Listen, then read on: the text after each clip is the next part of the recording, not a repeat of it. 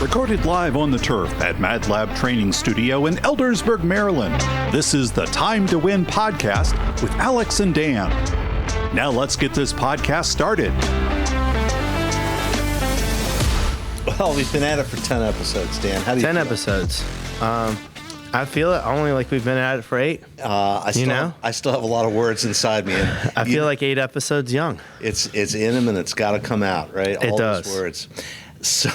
So I've got some controversial statements to make today. I'm surprised. Something new and different. You know? Yeah.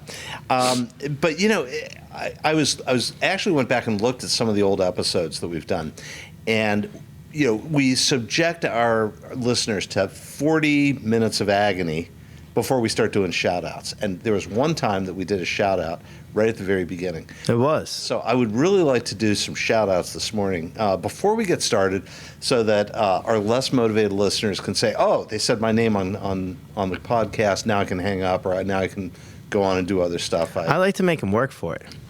Yeah, but some of the people that I know, they're not going to work for it, right? Like I was telling you about All right, you go ahead. I was telling you about my friend Sweet Valentine, right? Yeah. I was telling you about sweets this morning, and Wake up. I'm gonna.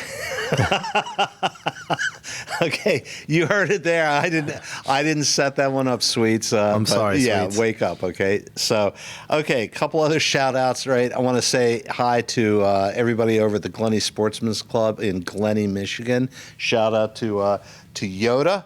The president of the Glenny Sportsman Club. Okay, Are they all Detroit Lions fans over there? It's hard to say because They better be. Because if you want to know about Michigan, right, you hold up your hand, and that's Michigan, right, and down here somewhere is Detroit. Glenny is somewhere up here. Right? In the the UP? They're not quite in the UP, right? Okay. The UP is sort of over here somewhere, I think, right? But yeah, they're up there at the top of the mitten, at the top of the index finger. Okay. So, yeah, Yoda calls it God's country. I don't know. I've been up there a couple times. I've seen a lot of God's country in the world, and I guess Glenny is just as good as any place. I right? guess it's just as good as any place. But we've got friends up there, so shout out to the Glenny Sportsman's Club. Shout out to What a Day Cafe. Wow, I was over there the other day. I had a cold nitro brew after hitting the turf at Mad Lab Performance. Oh, yeah. And I took Agent B over there for breakfast. We had a great time. So She loves it over there? Yeah, she loves it. She loves it. So What a Day Cafe is awesome. Go there and get some. Okusak Print Communication. Mike, if you're listening, Mike. we love you. And we're shouting you out because if you have any media or advertising, any kind of print communications you need done at all, Mike is your guy over at Okusak. And last but not least on my shout-out list, Hector and the good people at Beer Bath. Oh, yeah. Okay. Dog-friendly, deep ale list on tap. Everything's awesome over there. The kitchen is squared away. So we love Beer Bath, and they love us for that. How about you, Dan? What do you got to say today? Well, I got to shout out my friends at CNA Auto. Right. For sure. Adam over there does a great job, him and his team. Anything you got going on with your car, truck, whatever, Adam and his crew can take care of it. You want to take your truck to space, Adam will find a way. Is that true? Not sure. But I'll tell you what, it wouldn't be for lack of effort. Speaking of lack of effort, Dan, here's what I want everyone to do. Go ahead and hit the subscribe button out there on our podcast. And if you hit subscribe, we will give you a shout out. In fact, we'll even give you a shout out without hitting the subscribe button. But we sure would love it if you subscribed, right? I think we've got 1 million plus views right now. And we've got, I don't know, many thousands of subscribers. Many thousands. There's not much space left, okay? So I think the dial reset. So, if you see it on YouTube, it's reset after 5 Okay, it's like the odometer on your car, right? Yep. Yeah. Okay, good. All right, so a couple of controversial statements, right? And you don't need to answer any of these. The real zinger comes at the very last, and I'll give you the high sign for All that. right, Okay? so I'll just listen. Sorry, guys. Okay. This cough, man. Opinion: solar energy is overrated. Okay. And I am as liberal and as green and as woke as they come. I know you are. And but I am disappointed with solar energy, right? Because even on the very best day, it only works half the time, right? because the sun goes down and it's nighttime, right? And I don't remember very many perfect days. Like, I lived in Florida for 3 years, and even in the Sunshine State, it wasn't sunny every day, all day long, right? So solar energy, great, it's free, I get it, but like the promise of solar energy, like the promise of electric vehicles, it hasn't quite come true for me yet. Okay? But is the technology getting better? Yes. And then you would be like, well, do you get solar energy from overcast days? Because you still get radiation. Yeah, you get some. Like You don't get it all. Okay, controversial statement number 2. Nothing good happens after 9 o'clock at night. Your producer Mike says false. only the good stuff. I'm not answering these yet, right? Only the good stuff happens after 9 o'clock. Yeah, I might right? switch that. Okay, and the reason I say that is I've been involved in heavy industry for many years in my career, and during the day shift, everything always went smooth. Nothing good. We used to say nothing good happens after midnight, right?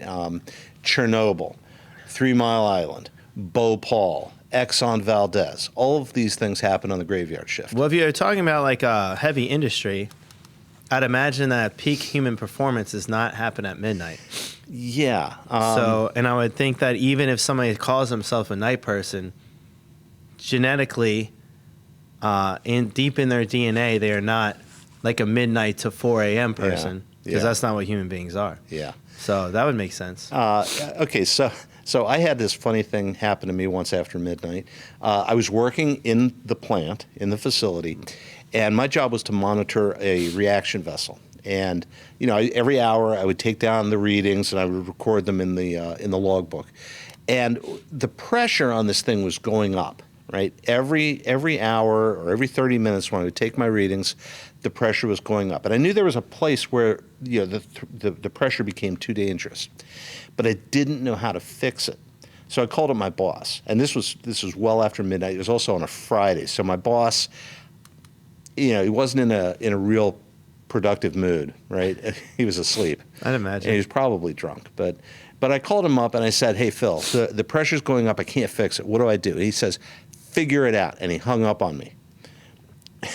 And so, that's how Chernobyl happened. That's a whole nother story of self-reliance. But eventually I got the thing resolved. But yeah, the fact that Phil was like, "Figure it out," and then hung up on me, that was a pretty sorry moment in my life. It turned into a triumph, but it was tough. I would say he must have known that you could do it. I don't know. Maybe he had no reason to believe. But, like I was not like the the superstar. I was a rookie. But in your head, maybe. But maybe he saw some stuff and was like, "Oh, guy X, Y, and Z did it. Alex is actually better than those guys. Yeah, Alex is going to figure it out. And if he doesn't, maybe there was a safeguard that's going to ring on his phone. Yeah. Or like one of those like puppets going to come out of the Jack in the Box, hit him with a hammer, wake him up, and then he goes and saves the world." Something maybe. like that. I mean, this is like the story of Agent B. I had nothing going for me. The And she origin looked at- story? Yeah, the origin story. Oh, right. I had nothing going for me, and she looked at me and said, "Yeah, that's the one." That was the argument versus good versus lucky. Yeah, I got really lucky on that one. Maybe I was good. Maybe she saw the good in me. I don't know. But that's what the argument was. Isn't Agent B, wouldn't you call her good? I would certainly call her good. Well, then I guess I was actually thinking about this the other night. Those 3 a.m. thoughts. You get up at 3 a.m. For whatever reason, and you don't go back to sleep because your mind is going. You're like fully awake, and you've got the thoughts rolling. And I remember something someone said to me: "The more I practice, the luckier I get." Right? Okay, and then like Gretzky used to say, I miss 100% of the shots I don't take. Right? So more shots on goal equals more goals. Right? You just brute force it, right? Yeah. And so I don't know. I do know that the more I practice, the better I get. And maybe I call that luck. Maybe you call it awesome. I'm not sure. But I would call it awesome. But time in the slot works, right? The more time you spend on the dime, the more time you spend on point, the better you get, right? Well, it's time under task, time. Yeah. That's what I'm looking for. Time under. No. Time under tension. That's your hypertrophy model, Mike. That's why you're Monster Mike over there. Producer Mike. One day we'll get him on camera. Yeah, have him as a special guest star. I try to get him on camera all the time. All right, so Dan, here's the zinger then, right? We talked a little bit about this earlier in the week, and this is the one that we really want to like develop a little bit. Yeah, we talked some weeks ago about labels and how labels, you apply a label to somebody and you put them in a slot and then all discussion ends, right? You don't get to talk about their merits or their attributes. You assign the label and it's all over, right? And so we've got age groups that get labels, right? And like when I was in the professional merry-go-round, we used to talk about millennials and how lazy they were, and how they had nothing going for them, and they were like you couldn't trust them, and they didn't have work ethic, and then you could, I guess, what came after millennials, Gen Y. I think Gen Z. No. Yeah, and then Gen Z eventually came along, right? Or I think Gen Z is the youngest cohort, maybe. I think you're right. Yeah, something like that. I mean, because I don't use these labels very much, but this was something that I always objected to when I was in the biz. That somebody would say, these Gen Z people or these millennials, they don't know how to work, they don't want to work. And it seems like every generation has some sort of criticism about the younger generation. It happens all the time. And I don't buy it, Dan. I don't buy it at all. Well, on this we agree. Yeah. And I feel very strongly about this. Okay, run with it, Dan. Okay, so one, I feel like a lot of the problems that people have with youth or that youth has with like both ways, right? Mm-hmm. So younger generation has with the older generation has with younger generation is all the same stuff, right? It's all the same. I want to rebel because I don't like these rules, right? Somebody else is like, I don't understand why they're rebelling. These rules are in place for a good reason, right? I'm very comfortable where I'm at. I don't know why these people are disrupting something. I'm not comfortable where I'm at, so I'm going to disrupt everything around me, right? So it's just the same things human beings have been doing forever. And I think to think that one generation is much different than another is arrogant, because human beings and life forms don't evolve that fast anyway. So you can't be like, oh, in 30 years, human beings have changed so much. They haven't. They haven't really changed at all. Technology has changed. So the things that get argued about are different. Their exposure to some things are a little bit different. But again, that still just brings up the same issues that have been the same across time. Yeah. Right? Yeah. So like a new technology comes out, somebody that doesn't want to change, that maybe is in an older generation, hates it. Somebody in a younger generation doesn't know much else. It's new and exciting. They're also starting to develop around that thing. So they obviously are going to use it and then probably like it a lot more. Yeah. And then there's going to be an argument about that. Yeah. Right? So I don't know. I just think it's a lot of the same. And I hate those kind of arguments. Yeah, I know that when I was okay, so the label that gets thrown at me a lot is boomer. Okay, right? Like a baby boomer. Yeah. And I guess I'm young for a boomer. It kind of I came on 1961, so kind of puts me at the tail end of the boomers. But that's the title that I get hung with a lot when I was in the professional workplace. And people would say, oh, yeah, too old to change, can't learn any new tricks, things like that. The rub goes both ways. But I found that when I was working with the kids, I was so reassured every time I'd sit down and work with these kids that the world was in good hands, right? Like I felt super comfortable handing this off to the next generation. And the older generation has been calling for the end of the world for thousands of, like all of written history. Same thing. All the time. Yeah. It just looks a little bit different. I would even challenge that, Dan. I'm not sure. I mean, maybe it looks a little bit different, like the clothes they wear are a little bit different, or the fads that they have, or the food that they eat. It's the same thing you say, like if you paint a pig, it's still muddy-ass swine. Don't you say that, Mike? All the time. You can't put enough lipstick on that pig. It's still a pig, right? Yeah, still a muddy-ass swine. But I don't understand what the older generations. Actually, I think I do. I'll go ahead and throw a couple ideas out there. I think the younger generation is awesome. I was one once. I was one of them once. I was a greasy ass swine or whatever, dirty ass swine. Muddy. and Greasy, muddy, dirty, whatever. Yeah, I mean, it was, but I had the fire, and I think all kids today have the fire, and they want to get great at something. They want to change the world. There's things that are important to them. They are willing to work hard, but they're not.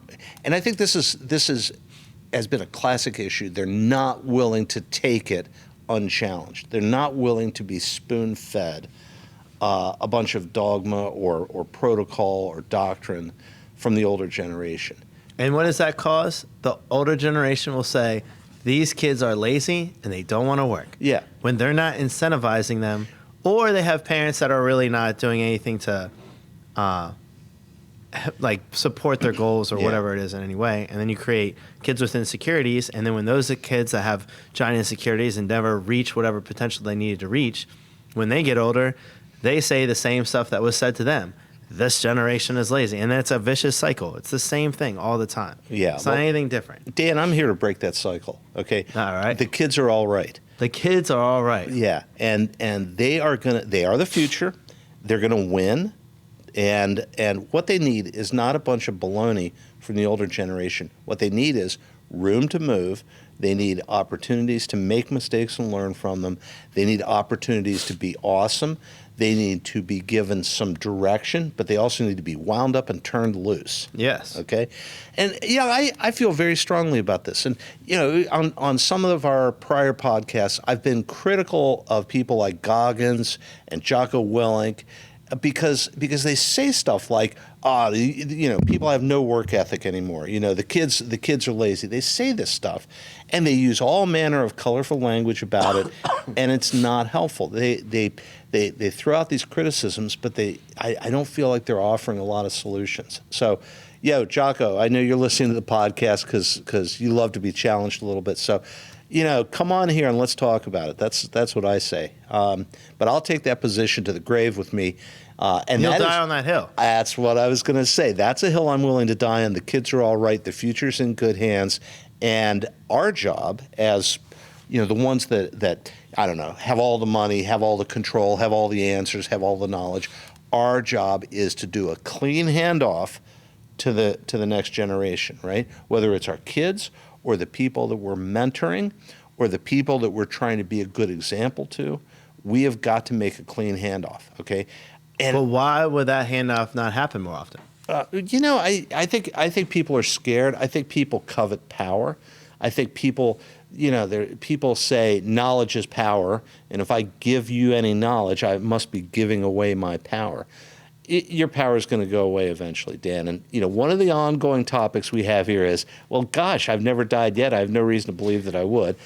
However, I am going to die someday. My mind is made up, Dan. I'm going to die someday, and I've got to make sure that handoff is clean if I want to make sure that there is a future. What's the pyramid that has not the Maslow's, because I know that's the first thing we ever think about. That's the one with like the survival and food and all that stuff. Yeah, right? yeah. What's the one that maybe I just saw this in a workplace thing, but where the bottom is like the whole foundation of the pyramid is the first thing is trust.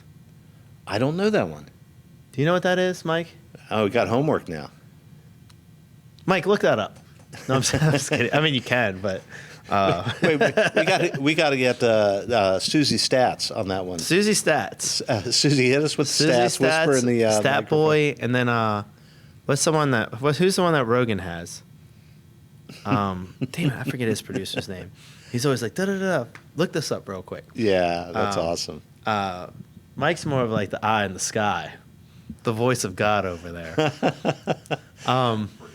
Where was I going with? Oh, so I think that what happens is that because people, again, because they haven't like developed a good secureness in who they are, and then their relationship with other people, it's very difficult for them to trust. So they don't want to give up power because they don't trust that anything good's going to happen to that power. Not so much in society, but what's going to happen to them, because then they're always worried about what's going to happen to them. Yeah. And they're also worried about losing relevance in the world, which is a big issue as people start to age. You're like, I still want to be relevant. And they feel like if they lose some of their power, they'll just end up not relevant and forgotten. and taken advantage of. So this week Mitch McConnell announced he was going to step down Senate Majority Leadership, right? Yeah.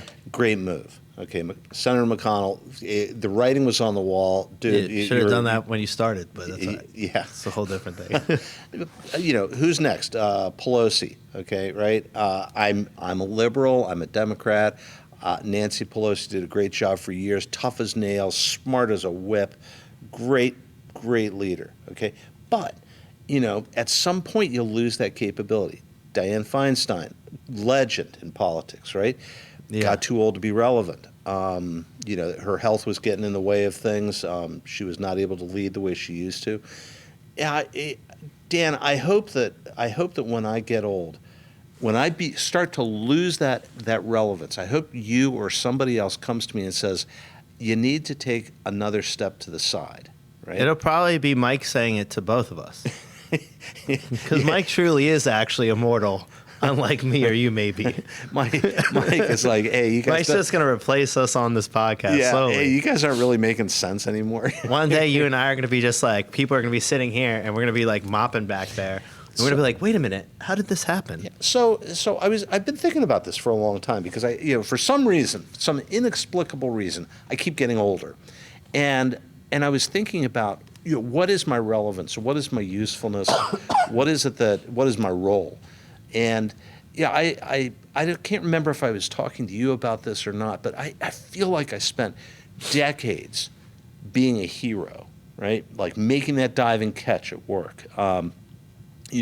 Staying up late with my kids. Figuring it out on a Friday. Right? And man, there were so many nights my friend David and I we'd be sitting at the office 7:30 on a Friday evening. Everybody else had left, and we were still there, like pencil sharp, going a million miles an hour and grinding stuff out. But yeah, that was heroics, right? And that's what the business required. And then I retired, okay? And what happens when you've spent all of your life being a hero? You become something else, right? And we're always going through these transitions, right? You start as a newborn, then you learn to walk, right? And then you learn to talk, and then you learn to think, and then you learn to do. And we're always going through these transitions, right? Like I rolled into Mad Lab this morning, I was crippled, right? I'm going through a transition where I'm not as physically capable. What did you say? Factory reset, Dan. Yeah, I saw you in the parking lot, and I was crippled, right? I was like, Dan, First thing this morning, factory reset, Dan. We need to hit the factory reset button because Alex is hurt. Sorry, everyone. But there's that transition, and everyone's always going through a transition, and I think a lot of people don't get that. I think a lot of people go through life saying, it is going to be like this forever, and I'm going to put all of my effort into preserving it just the way it is, right? That's actually never really been a problem for me. I've always been willing to disrupt myself. Well, I think it's it goes into disruption, exactly what goes into it. But I think it's a bunch of factors. It comes to that trust versus insecurity factor. Mm-hmm. It comes to have you not only had growth in your life, but have you pursued growth, and can you regularly do that? Yeah. Are you okay with being uncomfortable? Yeah. And do you understand what your strengths and weaknesses are? Yeah. If all of those things are checked, then you are going to, as they say, age gracefully, right? Because then you're going to transition into the periods of life probably pretty happy, and a lot of times happier than you were in the last transition because you're growing and you're improving, and you're finding more of a stable place. Yeah. Right?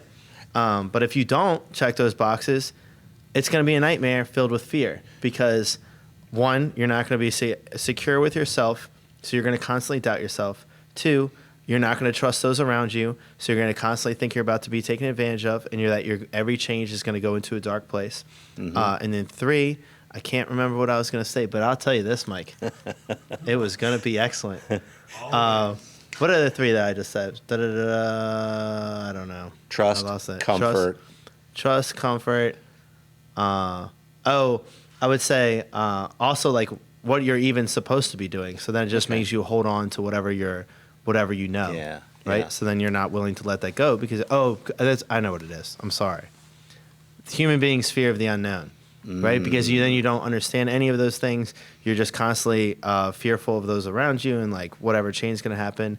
And then whatever change is about to happen, you've never done before. So you add that factor of unknown and it becomes crippling. And then people do some wild stuff, which you see even crazier with those in power that have a lot of resources. Right. Wow, that's some deep stuff, Dan. I don't know. I hope everybody has their pencils out and they're taking notes. Yeah, and your abacus. Might want to do a little calculations, Mikey. So the thing is, though, to face the unknown, right? To get out of the comfort zone. Rogan's producer's name is Jamie. Okay.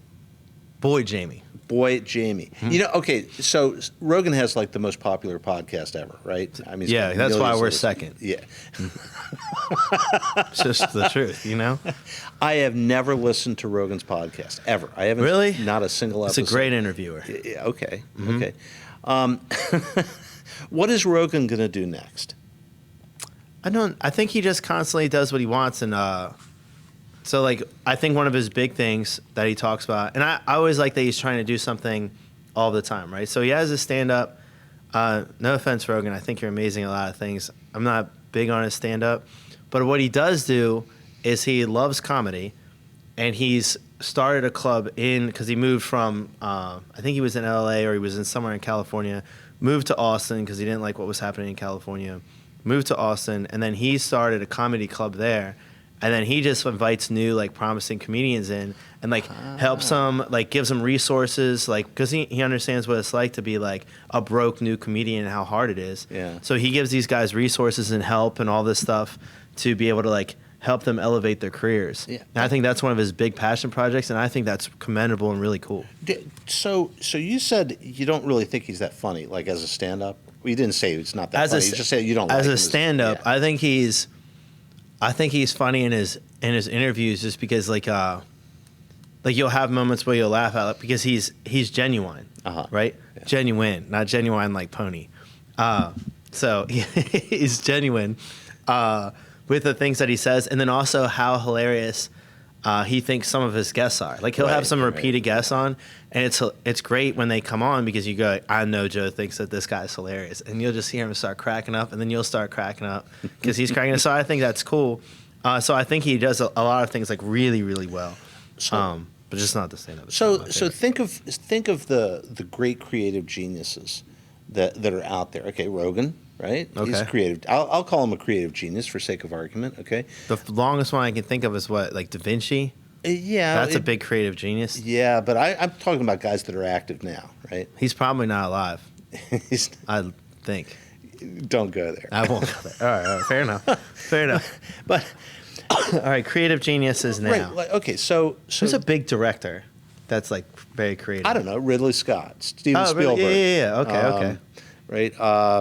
I don't know, like musical artists, right? But the people that are great creative geniuses, they realize that it's not endless and it's not always on demand. So what do? They help other people become geniuses too, or leverage their genius, right? So some of the great creative people are also, like in music, for example, which they're is producers, that transition that I feel like makes you even happier. That's right? what I'm talking about. Because I'll tell you this, like I do enjoy training, like I love training, but then as I start to train trainers and see them be more successful, that's infinitely more rewarding to me. But a good trainer that's popular is like the all-star, right? That is like if you're playing on a team, like that's if you're playing football, like that's your star quarterback, right? And then you kind of move on to more of like a coaching or GM position. But to me, as much as I liked being that at places and stuff before, it's infinitely more rewarding and more fun. Plus, you have more time to enjoy your life, too, a lot of times, to do that. And I think that more people need to think that way. And I think when they do, it's amazing. You know, Dan, so, you know, we started off by talking about labels. And, I was condemning boomers for criticizing millennials, right? Right. Okay. But, labels, they're still useful.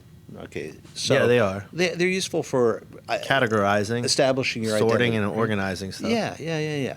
They are important. Okay, so if you were to label yourself, for example, you wouldn't just say, "Hi, I'm Dan the trainer."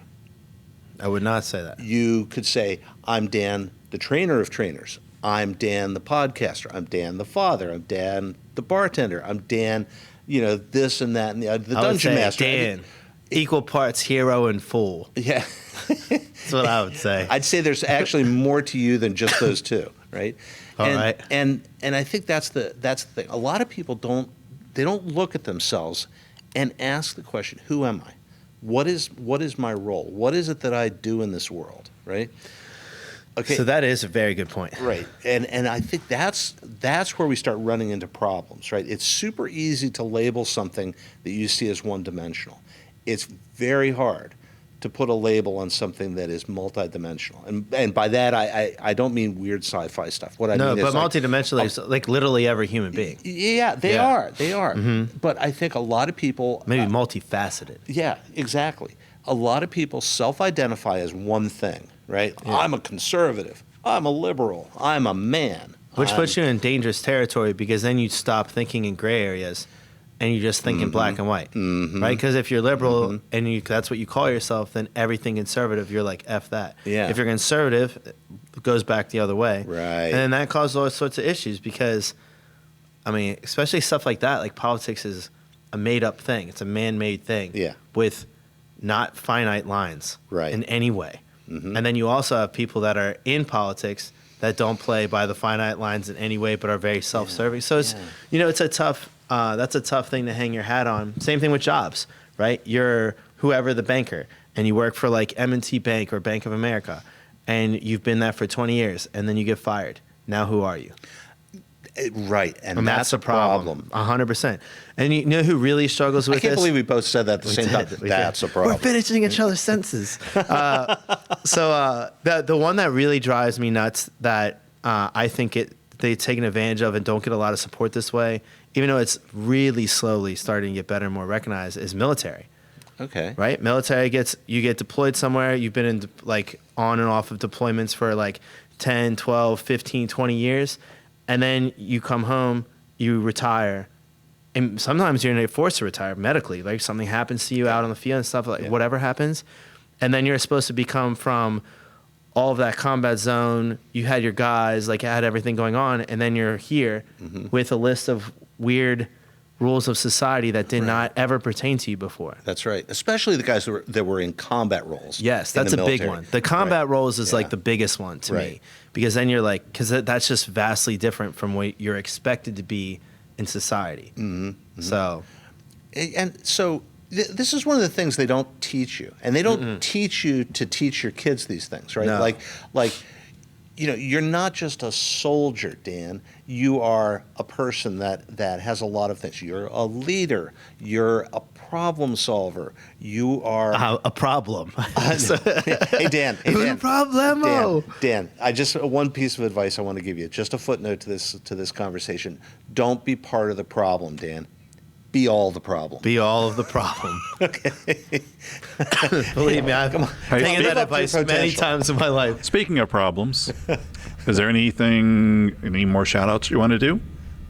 Trying to think of things. And while you're thinking of that, is it the Lencioni Trust Pyramid you were talking about? Linsanity.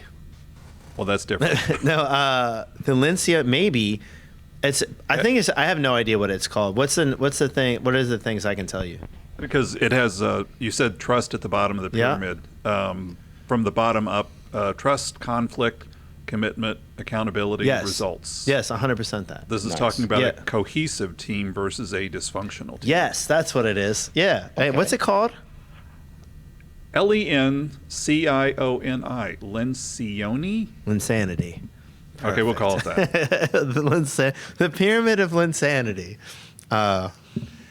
It sounds like a Dungeons and Dragons campaign. It does sound like a Dungeons and Dragons campaign. Speaking of that, being a dungeon master is tough.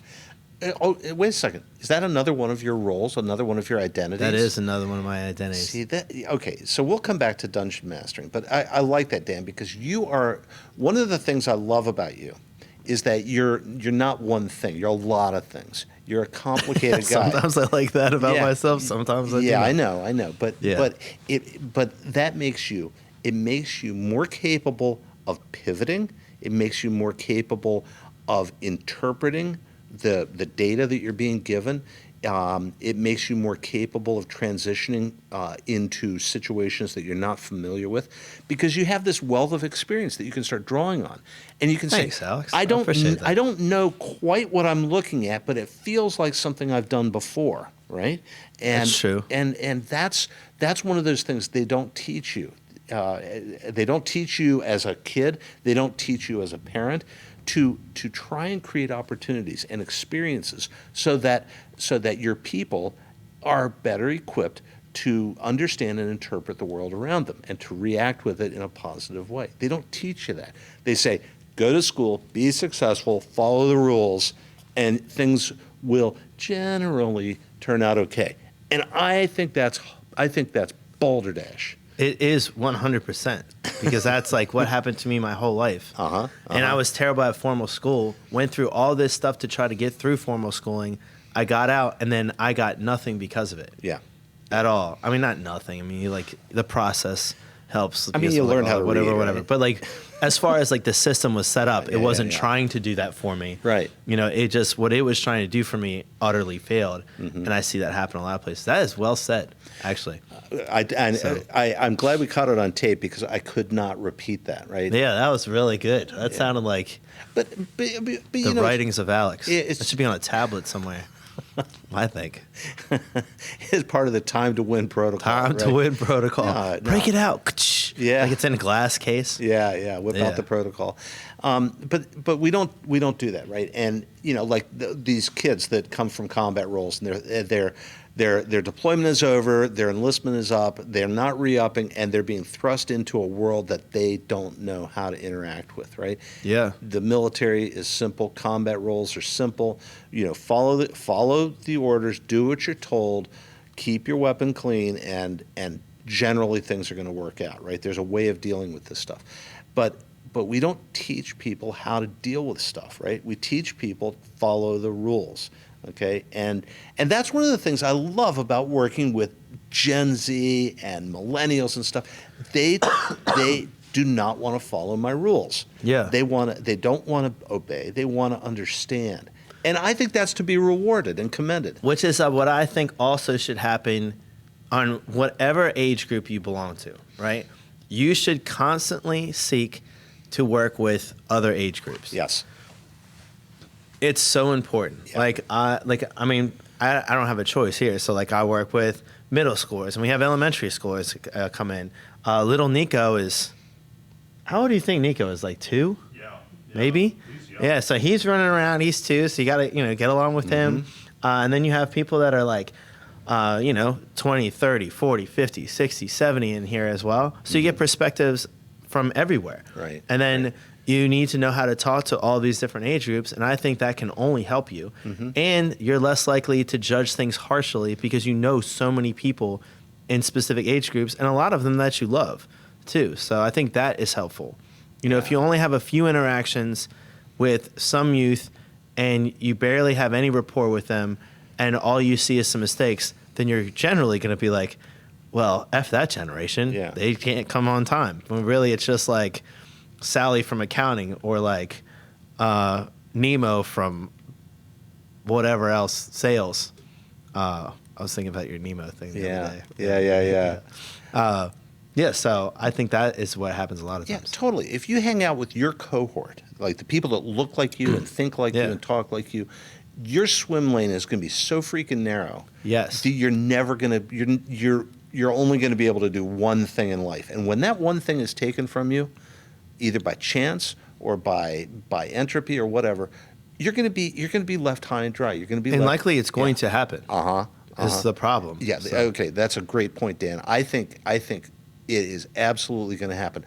What you have today, you will not always have, and the more capable you are of dealing with that, the better. And that's so we talk about transitions, right? Like I told you, I spent all these decades being a hero, and what do I have to offer now that's relevant or useful to anybody? And the only thing that I come up with is, I could, if nothing else, I could help you avoid the mistakes that I made. Right? It's probably a big help. Yeah, like I could be like the term I use is elder. It's maybe not the right term, but it's a person that has the benefit of experience and perspective, and that's something that you can offer to people, right? And man, I'm like you, Dan. I love hanging out with people that are not part of my cohort. Yeah. Because I learned so much from them. I learned, like, I come in here and say, what are we listening to today? And I'm like, absolutely, one thing we are not going to listen to is classic rock from the 70s, okay, ever. Because, hey, those songs were great the first 10,000 times I heard them. I'm done. I want something different. That's right? fair. That's why I like when people play playlists in here, because then otherwise, like, I just try to put on something really quick because I'm trying to do a million other things. And then generally, even though there might be like 5 or 6 playlists I'll play, it's still the same stuff I hear, and I don't want to just regularly hear that all the time. Yeah. So that's what I want to do. I want to be an elder. Okay. I'm in that transition right now from hero to elder. Okay. From hero to elder. And maybe that sounds from like, hero to elder and back again. That's the book. I hope not. I don't want to go. Okay. So table that topic, hero and elder, because that sounds a little bit self-promoting. I don't know. I don't want to do that. But Brenda asked me, Agent B asked me the other day, if you could go back in time and live 3 weeks of your life, any place in your life, over again, what would you do? And What's prompted that question? She's reading a book. As part of her book club, all right.